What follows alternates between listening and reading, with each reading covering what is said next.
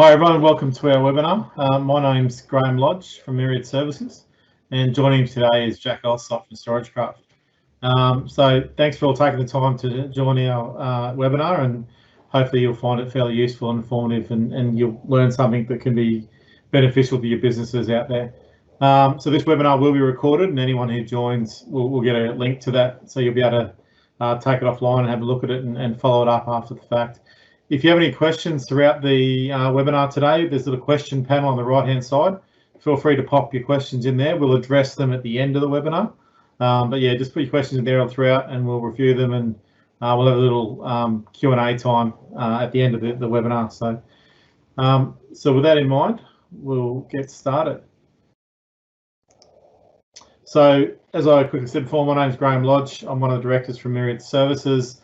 Been a senior field engineer for some time. I've got some 20 years experience in the IT industry, the last 15 or so, very heavily involved in the mining, engineering, maintenance sector. Did 10 plus years with a maintenance mining support company operating mainly in the Bowen Basin and throughout Australia as a business grew. And Myriad Services as a business has a very large footprint in the mining and services industry with a given our demographic, we have offices in Brisbane and Mackay. We operate in New South Wales and Western Australia. And through my personal experience, we tend to have a fairly large representation in those regions. So we do have some hands-on and practical experience, which we'll be using to share in this webinar to explain some of the challenges we see. And then we're going to talk about how what StorageCraft have brought to the table and how it can address some of these scenarios. So we'll be talking specifically around the OneSafe solution, and Jack Alsop from StorageCraft will be going into more technical detail around how that solution fits and how it can really enable and fill a gap that we see in the market, particularly around managing big data we get from remote sites to a central location, and from a central location to a remote site, and securing it, protecting it all at once. So the AU mining sector is currently a world leader on many fronts. Obviously, to maintain it competitive, it needs to stay that way. It's innovative in the way it addresses the mechanics of getting stuff out of the ground through machinery maintenance, processes around processing coal and materials and iron ore and all these sorts of things. So it's very innovative in the solutions that we implemented, and it's essential that it stays that way. But that innovation goes beyond the actual mining process. It's supporting that mining process, and it's using this technology that we're going to talk about today is another part of using innovative technology to actually be more effective around how you run things. And this goes from a mine operation through to maintenance and construction, and we will be focusing very heavily on the mining, construction and maintenance industries, but the technology we're talking about today is relevant to so many other areas, and it's, although they're the specific examples we'll be focused on, you'll find throughout the case, you'll see other ways that this technology can be leveraged to deliver solutions. So just to kick off, we'll start talking through what I see as some of the main challenges in the industry and some of the gaps that are in the market and some things we've seen through our experience. So one of the key issues you have in construction, especially in mining maintenance, you're building a greenfield site in the middle of nowhere. Even if it's a fully operational site, if you're doing a maintenance in the bottom of a pit or in a remote part of the mine, there's often little to no bandwidth. And if there is bandwidth, and you get whole people moving out on the site for a large project, an expansion, even just a large maintenance project, that bandwidth disappears very quickly. Every contractor turns up with their 4G devices and sucks whatever bandwidth is left and consumes it. It makes it very difficult to get data to and from site effectively, efficiently, and securely.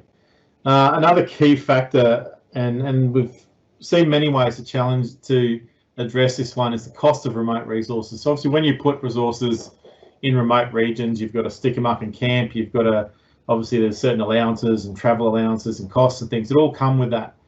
And if you've got centralized resources, whether it be administrative staff or maybe they're specialist resources like draftsmen and things like that, it's not really cost effective necessarily to put those people on the mine site. As it quite often used to be, it was much easier to run an admin team on site. You basically, anybody you needed on site, you put them on site because that was the only place you had the accurate copy of the data. It was the only place they could know what was going on. And you still need a degree of that on site, but being smart with how you move your data around and how you can secure it. If you know you've got a point in truth and you can trust it at the other end, you don't necessarily have to have all those resources on site. You could have particular specialists, for example, who are maybe analysing data, or like I said, draftsmen before, who are generating content, could be central and work across multiple projects in multiple locations, working on data they know is true and correct and accurate. And we'll touch on the concept of single point in truth and how that works. So another concern we have out in the field is obviously the lack of security. There's lack of physical security. So people often use, USB hard drives. If we're talking about people out there doing 3D scans of greenfield sites, or mapping a site out and collecting all this 3D laser scan data, and they're collecting a couple of terabytes worth of information, throwing it on a USB drive, throwing it in the back of the ute, throwing it in someone's laptop bag. That disk could go anywhere. Now that data itself may not be too, let's call, personal or critical, or you're not really breaching any laws if you lost that data, but you're losing a lot of time and a lot of effort. But then you're also collecting safety information and progress information. There can be other data that you're collecting on site that is critical to your business and how you operate. And if that data is not secured and protected, you could have a subcontractor on site who could access that data, could be taking information with them deliberately or otherwise. You want to protect what's yours. And then obviously this leads into the next point, is the increase in ransomware attacks on the resources sector in particular. It's got a big red light above it just saying, come and attack me, and it has been doing that lately. There's been a number of industries linked to the sector that have been attacked. We're talking very publicly, and this is no secrets here. We've all seen the news reports of businesses like Toll and those guys out there in the workplace, and there's been challenges out there, and this is becoming more and more prevalent, and they're looking for weak points, and data in the field can be a weak point. It can be an entry point. If you've got data on an unsecured device in a field, because that's the most efficient way for you to access it, how do you protect that data? Yeah, you can back it up, but how do you then protect that backup? You're in a remote location. So what are the things you have in play that can help you with that? And these challenges we're seeing in our clients, and working with some fairly large clients, some with a multinational presence, and these are real scenarios that we've seen, like getting this huge data volume generated on site or off site to the opposite location. So rolling back to my 3D laser scan scenario, so we have clients who go out to site, they collect 3D scan information for a various number of reasons. That data is collected, locks it off, and it's brought back on a little USB drive and brought back to town. If it's a new greenfields construction site, you may be collecting a lot of this data on site, you're based on site, and you're trying to get it back up. Now, there's been a lot of growth in technology in this space that's really enabled the remote worker. We're talking SharePoint, with things like Aconex and all these other cloud-based document management systems that have really filled a lot of that void. To date, none of them really address the big file problem very well. They all can do it. They don't necessarily do it very well, or they don't do it very cheap. So you either pay for a bucket load of storage in the cloud and still tolerate the low bandwidth and the other challenges in getting that data into the cloud, or you pay an absolute fortune for that cloud storage. So you've got to, it's a challenge to find a way to manage that big data. Like I said, a 3D laser scan can be 1 or 2 terabytes of data. That's going to cost you a couple of grand a month minimum just to stick in the cloud. And you've got to get it up there. And while you're copying it up there, everyone else may as well take smoko for the rest of the day, because it's going to take that and the next day to get up there. So, and if the links are really poor, or you're in a satellite link with high latency, it's just going to kill everything. So it's not practical to get this big data up to the cloud and access it from the cloud. OneDrive, SharePoint, done amazing things. We push a lot of that as Myriad services. We work with it on a daily basis, and we're seeing that as a very strong solution in the mining industry, but it still doesn't handle the big files that well. The odd CAD drawing and things like that, great. Get it up there, you get it at site, you can download it with OneDrive and have available on site. How do you know you've got the latest sync? The guy next to you might have been connected. How do you know you haven't lost connection and you're working off a drawing that's 3 days old? There's little things like that come into play, and you've got to make sure that everyone's working on the same data. There can be massive issues working off an old drawing that's been updated in head office, and there's just disconnect as to who's got what data. So OneDrive is really strong, but it is personalized and goes down to everyone's individual machine. So I know a lot of these sites, will put a server on site or some sort of local storage, and they'll run off that, and that's their point in truth. But then how do they get that data updated? They rely on someone downloading it from SharePoint or from one of their other document management systems and then copying it onto that platform. So it's a very manual process. And this is already talking about the last point I've got here, which is syncing data between central and remote sites. It's one thing to have data in point A and point B. How do you know it's right? How do you know it's the same as what's at the other end? How do you know it has been manipulated since it came down to your site? So if you've generated a heap of documentation on site, might be contract information, site observations, whatever it may be, and you've uploaded them all and they've gone back to a centralized location, where's that confidence that that hasn't been manipulated at the other end? Someone hasn't jumped in there and diligently done something that has incorrectly changed something without someone knowing. Where is that confidence that you've got the right information? Going the other way, drawings and things have been copied down. How do you know that you've got the latest drawing that the client supplied? You've downloaded off the portal, it's been tagged and whatever else, and it's come from the client, it's all flagged as the latest drawing. But then you're putting it into your system and you're running it off your system.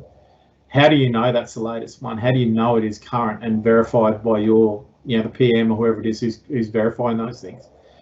And these are things where, and Jack will get into the technical side of it, but we've found this StorageCraft OneSafe solution can deliver a lot of these things. It can do the remote replication. It has a whole heap of security features, and it's in the way it does snapshots and things like that. You can't change the data at the other end. You can get copies of it, but you've always got that point in truth. You can see what's changed, where information is. So, and at the end of the day, it does it all with a very light trickle of data between sources. So, this is the technology that we're seeing is an option to fill this gap of how do you manage these big files in the field? How do you get them from the field to the central office, and how do you get them from the central office out to the field and know you've got that single point in truth at both ends? So with all that in play, I'd like to now invite Jack to come to the fore and take us through some of the technical side, and he's going to go into how this thing actually works and some scenarios as to how it can be deployed in the real world and solutions that'll help you out. So thank you, Jack. Thank you, Graeme. I'll just share some information with people. All right, my name is Jack Alsop, Director of Technical Services for StorageCraft. The basics, I guess, you need to know is that I've been dealing with DR type technology and DR personally for probably about 20 years now. DR's always been a bit of a nightmare, but I chose to work for this company because they had some really nice software kicking around and make life a lot easy. So I'll move right on. This is a screenshot of the 4412 of a OneSafe. We call it a OneSafe, fall in line with everything else we're doing these days with the new software. It's called ShadowSafe. OneSafe is the hardware appliance. This is based on Dell hardware. This is the 4412. This one is half populated. 4 10 gig ports down the bottom here, the iDRAC or the IPMI, whatever you want to call it. Right here and right now though, folks, I would like to quickly jump over to something else. So if you could just bear with me for a second, I'm going to take you to a quick demo using a 4312 that I have, exactly the same firmware. So if you bear with me for 2 seconds and I will show you what that looks like. Here we go. So I'm using the older web page for management of the One system, which is the physical box. So if I go down to here very quickly, you can see it looks exactly, or not exactly, but very similar to the picture I showed you a minute ago. This is the older model based on a Super Micro. Still very efficient, still very powerful in what it can do. but based on the Supermicro. The only differences between this and the Supermicro and the Dell version, the 44s, this model can only take 8 terabyte maximum hard drives. The 4412, I'll just call it a 44. It can take a maximum of 12 terabyte hard drives at the moment. This one has 2 10 gig ports on the motherboard, the DRAC over here, and a 1 gig extra card over here for management ports if you want to use it, or I'm using it as management and data transfer. But the reason I like to show this one to people, it's more about not shocking people, but people realizing that there is no array on these systems. Okay, so I love to sort of pick these out. So here we have a 4 terabyte hard drive, Western Digital. Here's another Western Digital 4, and here's a Western Digital 3 terabyte, and over here is a Hitachi 6 terabyte.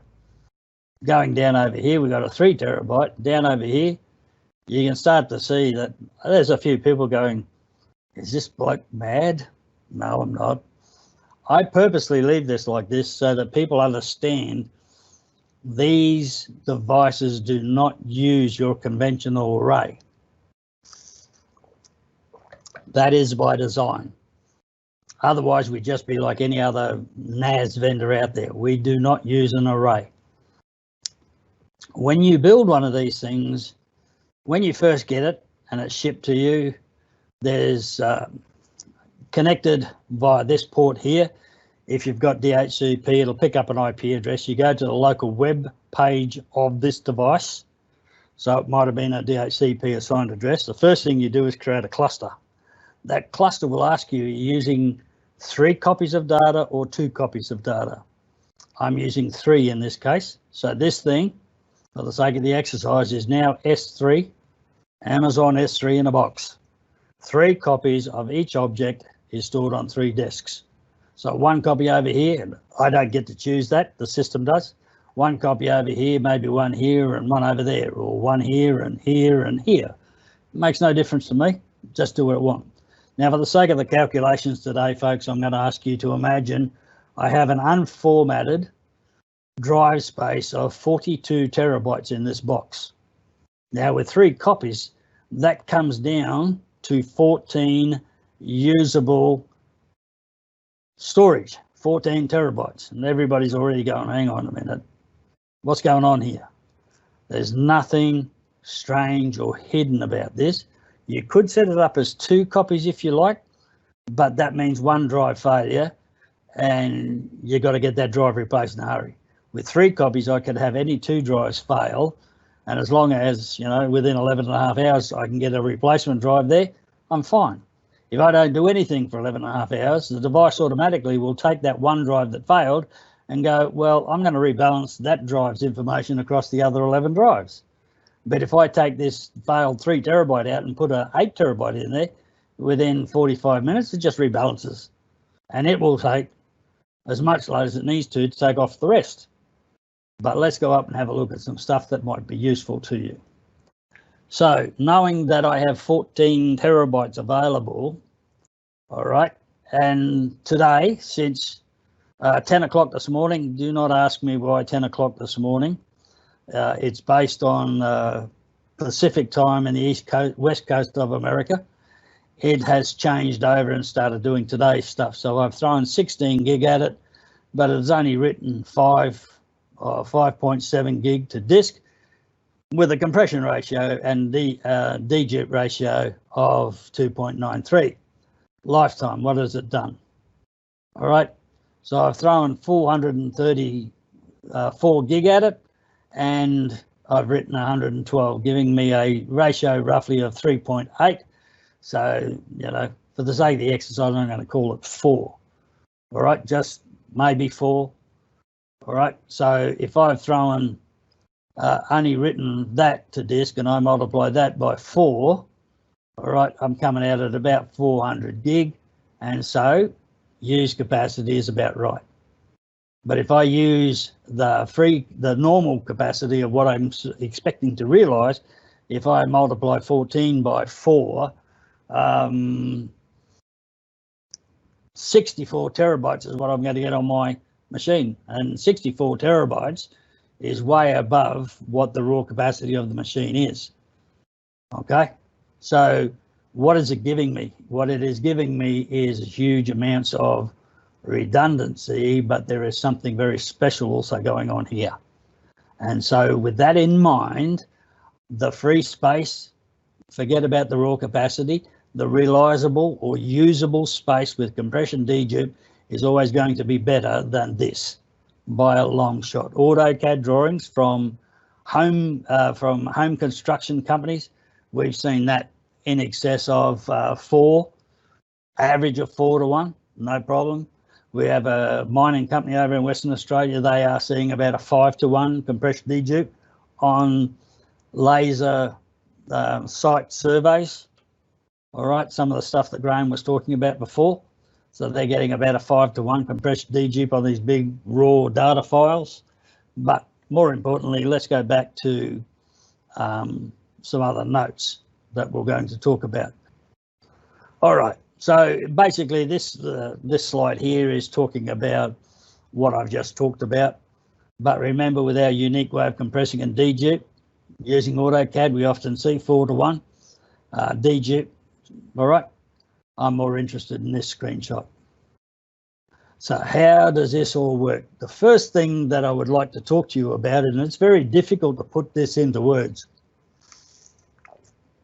So if you don't mind, I ask for your forgiveness for doing it this way. How do you explain to people how object-oriented storage works? It's extremely difficult. So I'm going to simple it down because I've had to do this quite a few times. The first thing I want you to do is, what is an object? Variable length dedupe object. Put your right fist in front of your face. That is an object. Now put your left fist in front of your face. That's another object. And you imagine there's 10 people sitting beside you.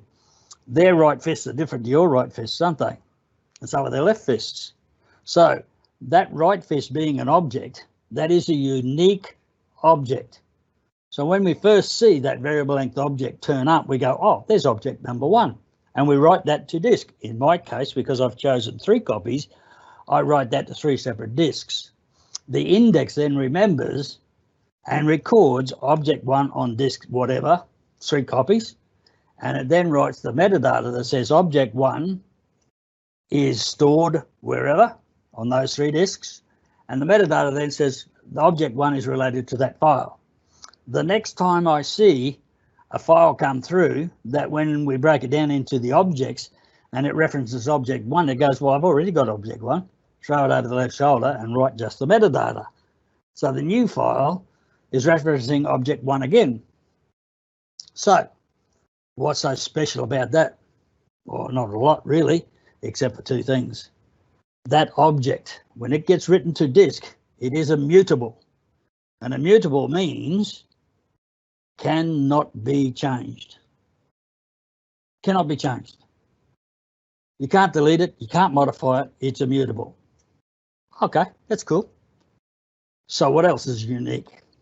Every 30 seconds, whatever data is being written to this machine, to these shares, the metadata, the snapshot, we take a snapshot of the metadata. The metadata is the reference between file and object. We call that metadata. We snapshot that. And that snapshot is also immutable. So, Mr. CryptoLocker, knock your socks off. Do what you want. If we find we're getting hit with a CryptoLocker ransomware, whatever, just unplug the network cables and clean up whatever's caused it in the network and go back to a site. Once you know you've got the rest of the network clean, go back to a snapshot that was pre-CryptoLocker and just promote it back, and Bob's your uncle. If I shouldn't say that, should I? But we're back to a good place. Really, really quickly, because nobody can destroy the immutability of a snapshot and an object. Now, the other good thing is, and the next piece of the discussion is, those snapshots can be read as previous versions from a Windows client. You imagine, if you will, that I have snapshot retention of 12 months.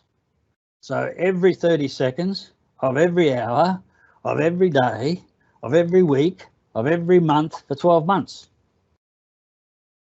You think about what that means. So how does it work? Sitting over here, we've got a one safe number 1 in head office. This is where the head office share source information is read-write.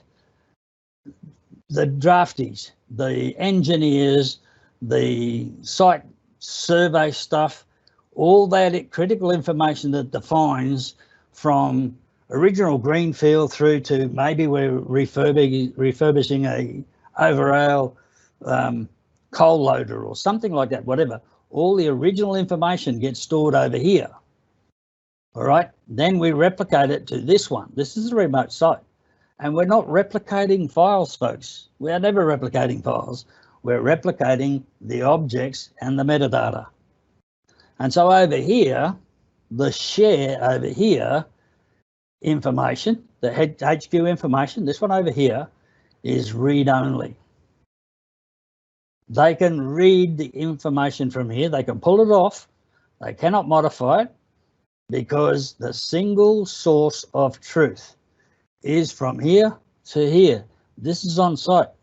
If somebody rings up and says, I got a version 300, you go, hang on a minute, woo, via, and I'll do it this way because Graeme mentioned it, you might have sent an email, you might have sent a SharePoint portal or something else to say, hey girls and boys, there was a change in drawing number such and such, please get it off your share. And it referenced drawing number 303A. If they're working on 300 or 303, then they're using the wrong one. This is where the heavy lifting gets done because we're replicating objects. There's no what if, where if, whatever. So now how do we get the single source of truth from what's happening in the remote site back to head office? Simple. Site information, read, write, share, where the site files are stored. Induction stuff, stage checklists, sign-offs on components or stage completion, or we might have been rebuilding a certain piece of machinery. Did we use the right specifications for the glue to hold down the impact resistant material in the coal hopper? Those sorts of things. All right. The beauty of this is that they do the checklist, they drop it onto this share, and it then gets replicated over here at the object layer. And this is read-only over here. What does that achieve for us? They can go and try to, withdraw or try to overwrite and say, oh no, here's the proper one. You go, hang on a minute. The person over here who's responsible for double checking information can go, why was it on this date you submitted the completed form, and then 2 days later I get another completed form? What is going on here? All right, then as a simple point of truth, what the heck's going on? All right, nice and simple. They can't cheat you on anything. You've got control over what they're reading from and the way it goes, but only objects and metadata gets replicated. So here we go. All right, easy to set up. Yes, files are stored as objects, and we've already mentioned all this. Every 30 seconds, okay. We've talked about that. Staff can see these snapshots as Windows versions. Immutable, cannot be altered. Rogue subcontractors, we've all heard about that, seen that. I've had to prove far too many cases against those sorts of things. It's not nice when you've got to do it, so how about we just eliminate the niceties out of it, or the harshness out of it, and say, well, on this day I got this copy, and on 2 days later I got this copy, which one's the truth? And just ask him to justify. Even on site, you can go, justify this. Here on this date, it was saying this, and on that date, it says this. There's no more arguing. One of the nice things too about these particular devices, folks, is there's no special hard drives for these things. We say BYO, bring your own drives, SATA or SAS. As long as they're the nearline SATAs, the iron wolves of those sorts, the red drives, if you don't know what they are, they're a high performance SAS drive, SATA drive. You could go and buy, 2 Seagates and 2 Western Digitals.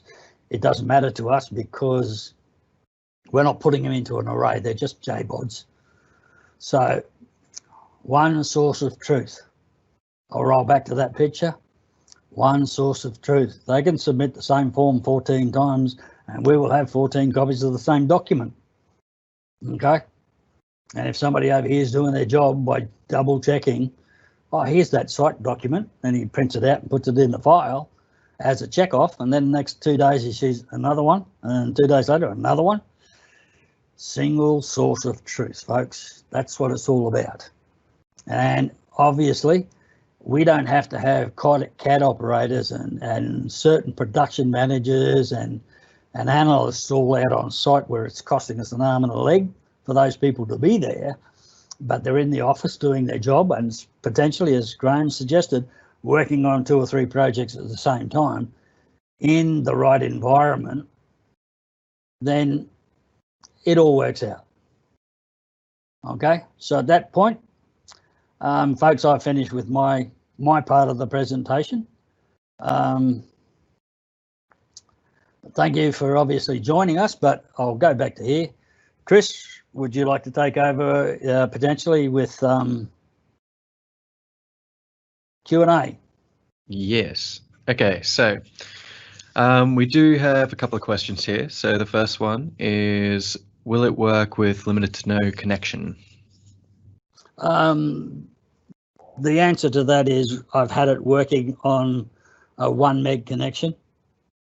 Obviously, the best way is to have pre-sorted all of your big drawings and whatever and have the 2 units in the same office and start the replication that way.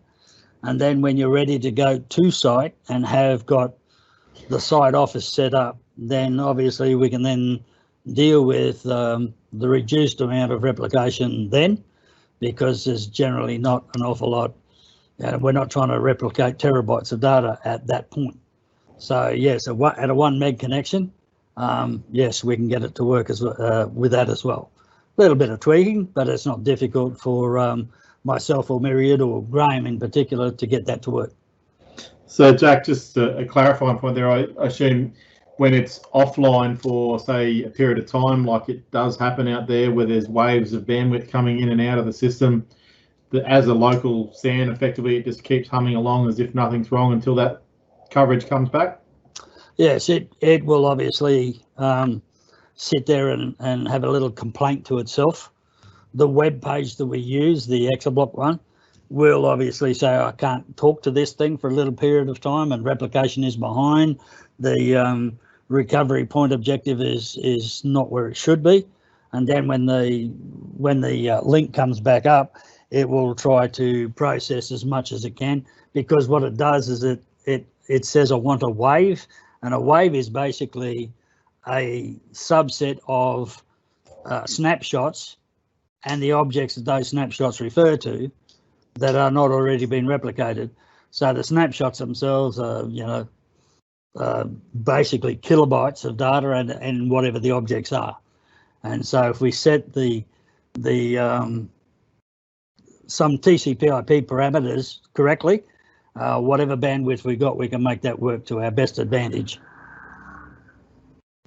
Yeah, awesome. So the other one is, what happens if on-site backup is damaged? The beauty of a OneSafe is, as long as nobody pinches 4 disks out of the damn thing, we really don't need an off-site backup, because the unit itself is its own backup. And so physical protection of the OneSafe is probably, in my opinion, the more paramount question. Okay, if you can physically protect that in a decent site office in one way or another that's air conditioned, we've got these things out in the middle of the deserts in Western Australia. As long as they're in a decently secured air conditioned office, we don't bother backing them up. There's no need to back them up, because they are their own backup. Because of the 3 copy rule, 1 disk fails, and all we've basically done out there is had 4 spare disks available. And on 2 occasions over the last 3 years, I've talked to the bloke, because I've part of his management group, and I get the emails, and I just ring him up and say, mate, can you get the bloke out at such and such a place to pull out the disc that's gone red, replace it with his little U-Butte screwdriver and just slip it back in. And it comes back online 45 minutes, it says it's fine. So it's more about the security of the unit itself, not so much about a backup, if that makes sense.